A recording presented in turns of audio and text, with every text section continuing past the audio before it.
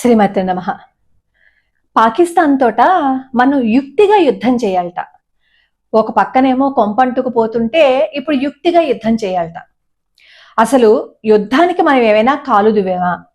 మనం యుద్ధం చేస్తే ఎన్ని నష్టాలు వస్తాయి, ఎన్ని కష్టాలు వస్తాయి.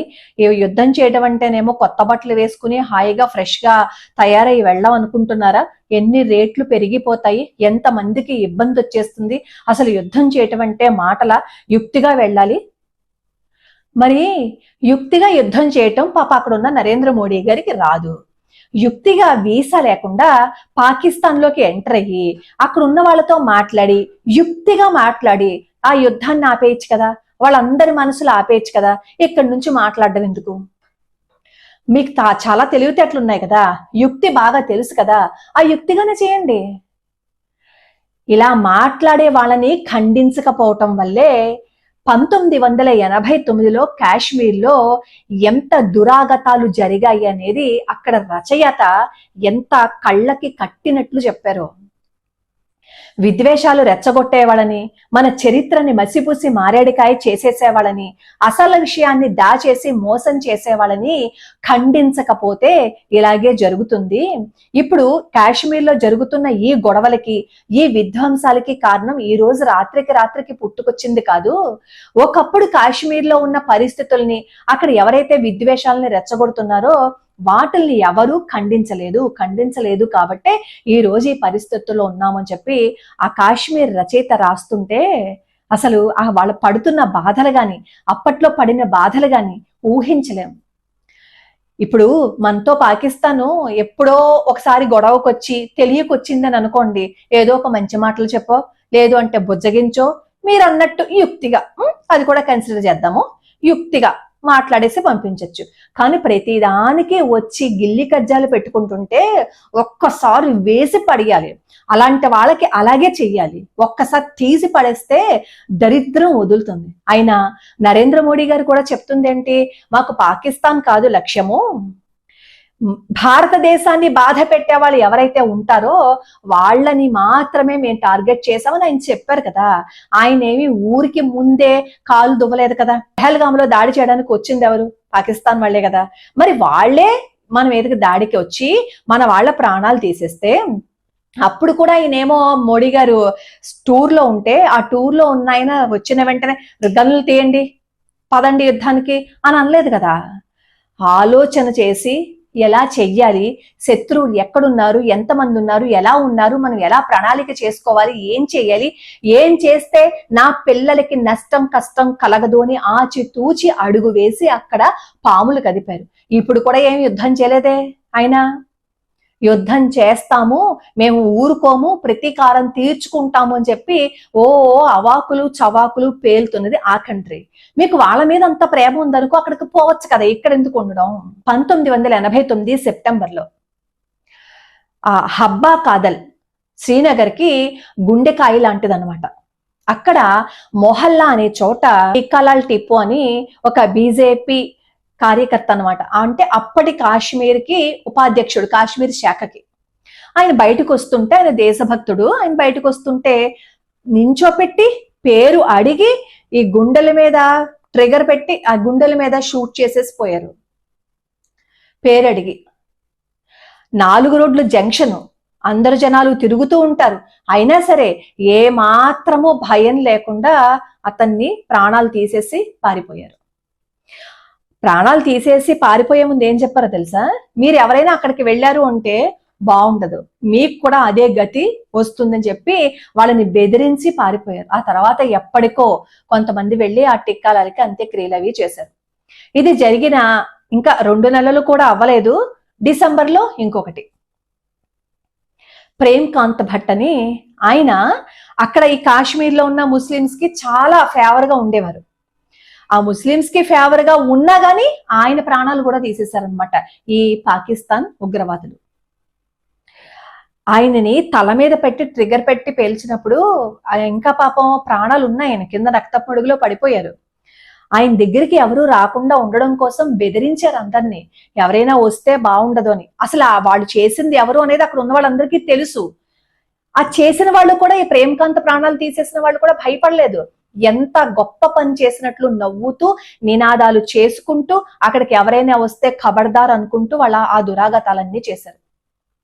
1986లో ఉన్న ప్రభుత్వం కరుడుగట్టిన 70 మంది తీవ్రవాదుల్ని విడుదల చేసి, అప్పుడు ప్రభుత్వం ఎవరో నేనేం చెప్పక్కర్లేదు కదా, అలా విడుదల చేయబట్టే కదా 1989లో అలాంటి దుర్ఘటన జరిగింది. ఆ జరిగిన ఒక వారం రోజుల తర్వాత ఈ కాశ్మీర్లో ఉన్న వాళ్ళందరూ భయపడిపోయారనమాట. ఎందుకులే, ఇక్కడ ఉన్నాము అంటే ప్రాణాలతో ఉంటామో లేదో తెలియదు, బ్రతుకుంటే బలుసాకు తినొచ్చని కొన్ని వందల ఫ్యామిలీస్ అక్కడి నుంచి వెళ్ళిపోయాయి. ఈ దురాగతం చేసిన ఈ పాక్ వాళ్ళకి కావాల్సింది అదే, కాశ్మీర్లో ఎవరు ఉండకూడదు, ఎవరు ఉండకుండా ఉంటే దాన్ని మనం ఆక్రమించేసుకోవచ్చు, మనం స్వాధీనం చేసేసుకోవచ్చు. అలాగే ముందు మనం కాశ్మీర్ కనుక టార్గెట్ చేస్తే భారతదేశం అంతా ఎలా స్పందిస్తుంది అనే చెడు క్రూర బుద్ధి కూడా వాళ్ళది. పాపం అక్కడ ఉన్న వాళ్ళు ఎంతో బాధపడుతూ, సరే ఈ రోజు మారుతుంది, రేపు మారుతుంది, ఈ రోజు మారుతుంది, రేపు మారుతుంది అని చెప్పి కొంతమంది ఉన్నారు. కొంతమంది ఏమో కాశ్మీర్ లోయని విడిచి వెళ్ళిపోయారు. 1990 జనవరిలో ఇంకా అసలు మారుతుంది అనే ఆశ కూడా పూర్తిగా అడుగంటిపోయింది. ఆ రోజు మధ్యాహ్నం ఆ కాశ్మీర్ లోయలో బాగా మైకులు, ప్రతి మసీదు నుంచి మైకులు పెట్టేసి కాపీలను చంపేయండి, ఇండియన్ డాగ్స్ గో బ్యాక్ అంటూ నినాదాలు చేస్తూ, ఎవరైనా ఇక్కడ ఉన్నారంటే బాగుండదు, మా మాటని అతిక్రమించి ఇక్కడ ఎవరైనా ఉన్నారు అంటే మేము ప్రాణాలు తీసేస్తాము అని చెప్పి వాళ్ళు ఎంత మందిని ప్రాణాలు తీసేశారో. బయటికి రండి ఇండియన్ డాగ్స్, బయటికి రండి ఇండియన్ డాగ్స్, బయటికి రండి అంటే ఈ హిందువులందరూ రోడ్ల మీదకి వస్తే పాకిస్తాన్ వాళ్ళు ఏదైతే సభను నిర్వహించుకుంటున్నారో ఆ సభకి ఆ బండులు లాక్కెళ్తున్నప్పుడు దాని ముందు హిందువులని నుంచోబెట్టేవారు. అప్పుడు జరిగిన కాల్పుల్లో హిందువులు ప్రాణాలు పోతే, ఎంతమంది హిందువులు ప్రాణాలు పోతే మళ్ళీ హిందువులను తీసుకొచ్చి వరుసగా నించోబెట్టారు. అలా హిందువుల ప్రాణాలని తీయించేసేటట్టుగా వాళ్ళు చేశారు. అక్కడ ఉంటే ఇంకా మనం బ్రతకమేమో అని అనిపించేది వాళ్ళకి. ఆఫీసులో పనిచేస్తున్న వాళ్ళకేమో భయం వేసేది, ఇంటికి వెళ్తే ప్రాణాలు ఉంటాయో ఉండవో అని ఆఫీస్ నుంచి అట్టే వెళ్ళిపోయేవారు. ఇంటి పెద్దలకి పిల్లలకి ధైర్యం చెప్పాలి అని మనసు కూడా వచ్చేది కదా, ఎందుకంటే అతనే భయపడిపోతున్నాడు. పిల్లలు, పెద్దవాళ్ళు, ఆడవాళ్ళు, ముసలివాళ్ళు వీళ్ళందరూ ప్రాణాలు అరచేత పట్టుకున్నారు. ఏదైనా ఆఫీసులో ఈ పాకిస్తాన్ వాళ్ళకి సంబంధించి వాళ్ళ జాతికి చెందిన వాళ్ళు ఎవరైనా ఉంటే వాళ్ళని రెచ్చగొట్టేవారనమాట. మీ ఆఫీస్ హయ్యర్ అఫీషియల్ నువ్వు ప్రాణాలు తీసేస్తే నువ్వే ఆఫీస్ అంతా హస్తగతం చేసేసుకోవచ్చు అని చెప్పి వాళ్ళని బెదిరించేవారు. అలాగే రోజు ఒక లిస్ట్ తయారు చేసేవారనమాట. లిస్ట్ తయారు చేసేసి వీళ్ళందరి ప్రాణాలు మేము తీసేస్తున్నాం అని చెప్పి వాళ్ళందరి ప్రాణాలు తీసేసేవారు. ఒక్కోసారి ఏం చేసేవారు అంటే ఇంటు అని గుర్తుపెట్టి ఇంటి ముందొచ్చి తగిలించేవారు, అంటే వాళ్ళ ప్రాణాలు తీసేస్తామని. అలాంటి లిస్టులు ఎలక్ట్రిక్ స్తంభాలకి పెట్టడము, ఎక్కడ పడితే అక్కడ తగిలించటము, వాళ్ళ సంస్థల పేర్లేమో ఇంటి మీద అంటించటము, వాళ్ళ మాట వినకపోతే ధన మాన ప్రాణాలు తీసేసేవారు. ఇంకక్కడ ఉంటే ప్రాణాలతో బ్రతకము, ఇంకా ఆశ వదిలేసుకోవాలని చెప్పి బిక్కుమంటూ వాళ్ళ ఆస్తులని చూస్తూ వదులుకోలేక ప్రాణాన్ని కాపాడుకోవటం కోసం, మానాన్ని కాపాడుకోవటం కోసం దొరికిన బస్సు, దొరికిన ట్రక్కులు ఎక్కేస్తే ఆ ట్రక్కులు బస్సులు కూడా నడిపేవారు అప్పట్లో ఈ పరాయి మతస్థులే కాబట్టి వాళ్ళు ఏం చేసేవారు, ఈ బస్సులు ఎక్కిన వాళ్ళందరి దగ్గర నగ నట్ర దోచేసుకుని వాళ్ళు ఏది కావాలి అంటే అది దోచేసుకుని అప్పుడు చేరిస్తే గమ్యస్థానం చేర్చేవారు, లేదు అంటే ప్రాణాలు తీసేసేవారు. ఒకవేళ ఎవడైనా కాస్త మంచివాడు దొరికితే వాడు ఏదైనా సరిహద్దుల్లో వదిలిపెడతాడు అనుకుంటే ఆ వదిలిపెట్టిన చోట ఖూనీ చేసేసేవారు, ఆ వదిలిపెట్టిన చోట వీళ్ళందరినీ దోపిడీ చేసేసేవారు. అలా కాశ్మీర్ లోయ నుంచి ప్రాణాలు అరచేత పట్టుకుని కొన్ని లక్షల మంది కాశ్మీర్ని వదిలేసి వెళ్ళిపోయారు. కాశ్మీర్ మా ప్రాణం, కాశ్మీర్ని మేము వదిలి ఉండలేము, కానీ తప్పనిసరి పరిస్థితుల్లో మేము వెళ్తున్నాం అని చెప్పి అక్కడి నుంచి బయలుదేరి వెళ్ళిపోయారు. ఆ రచయిత మాట్లాడుతూ ఏమంటారంటే దీని అంతటికీ కారణం ఏంటంటే తప్పు చేసిన రోజే ఖండించకపోవటం. 70 మంది ఈ తీవ్రవాదులని జైలు నుంచి ఎందుకు బయటకు తీసుకురావాలి, నెమ్మదిగా మన మీద విషం చిమ్ముతుంటే ఆ విషం చిమ్ముతున్న వాళ్ళని అడ్డుకట్ట వేయలేకపోవటం వల్లే కదా ఈ రోజు ఈ స్థితికి వచ్చారు. ఎదిరించలేక మనం పారిపోవటం వల్లే కదా ఇంకొకడు ఎవడో వచ్చి మనల్ని సాధించుకొని ఊచకోత కోసేశాడు. వాళ్ళు ఇద్దరు ఉన్నా సరే, మనం 100 మంది ఉన్నా సరే వాళ్ళతో మనం ఎందుకు పోరాడలేకపోతున్నాం, మనలో పోరాట పటిమ లేక, మనలో ఐకమత్యం లేక ఏది మాకు అర్థం కావటం లేదు అంటూ వాళ్ళ బాధని వెళ్ళగక్కున్నారు. అనాదిగా కాశ్మీర్లో ఉన్న ప్రజలు రోజు రోజు రోజు రోజు పడుతూనే ఉన్నారు. 5 లక్షల మంది కాశ్మీర్ లోయని వదిలేసి బయటికి వెళ్ళిపోతే ఈ రోజుకి కూడా కాశ్మీర్కి చేరలేకపోయారు వాళ్ళ సొంత గూటికి.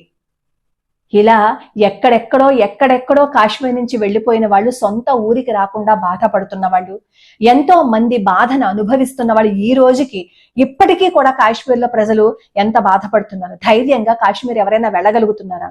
అలాంటి పరిస్థితులు మళ్ళీ తిరిగి తెచ్చుకోవాలి అంటే మనం యుద్ధం చేయకుండా నోరు మూసుకుని యుక్తితో చేస్తామా? యుక్తితో చేసే సమయమేనా?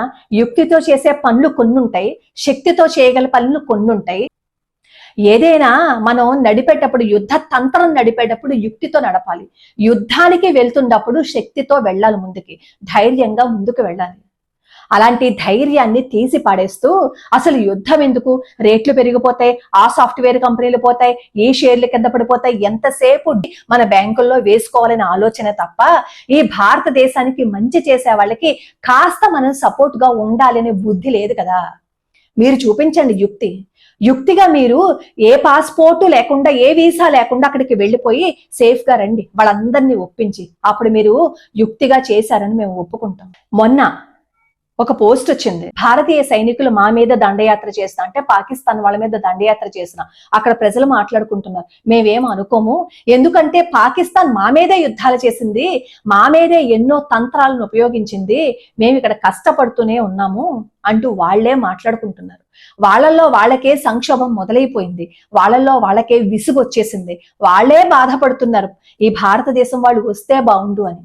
ఈవిడ ఇందులో ఏం బాధపడుతున్నారు అంటే, గోదీ మీడియా కొందరు యూట్యూబర్లు యుద్ధోన్మాదాన్ని ప్రోత్సహిస్తున్నారు, ప్రభుత్వం అన్ని నగరాల్లో డ్రిల్ చేస్తోంది, ప్రజలు యుద్ధం వచ్చేస్తుందన్న భయంలోకి వెళ్తున్నారు, పెహల్గాం దాడి వెనుక భద్రతా నిఘా వైఫల్యం గురించి ప్రభుత్వం ఇప్పటిదాకా మాట్లాడలేదు, కాల్పులు జరిపిన ఉగ్రవాదుల్ని 2 వారాలు గడిచిపోయినా ఎందుకు పట్టుకోలేకపోయారు, పాకిస్తాన్లో 4 సార్లు జరిగిన యుద్ధంలో ఒక్కసారి కూడా ఆ దేశం గెలిచింది లేదు, 2 దేశాల మధ్య మిలిటరీలో, ఆర్థిక పుష్టిలో ఏమాత్రం పోలిక లేదు, ఈ వీడియో పాకిస్తాన్ దుర్భర పరిస్థితిని తెలియజేయడంతో పాటుగా యుద్ధం వస్తే ఏం జరుగుతుందో, ఎందుకు మనం యుద్ధం చేయకూడదో చెప్తుంది అంటూ పోస్ట్ చేశారు.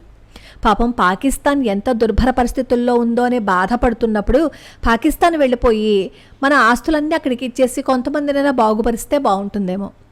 మన దేశంలో ఉంటూ మన తిండి తింటూ పక్క దేశం ఏమైపోతుందో అని బాధ, ఇలాంటి వాళ్ళనే అంటారు, ఒకళ్ళు సొమ్ము తింటూ అంటూ.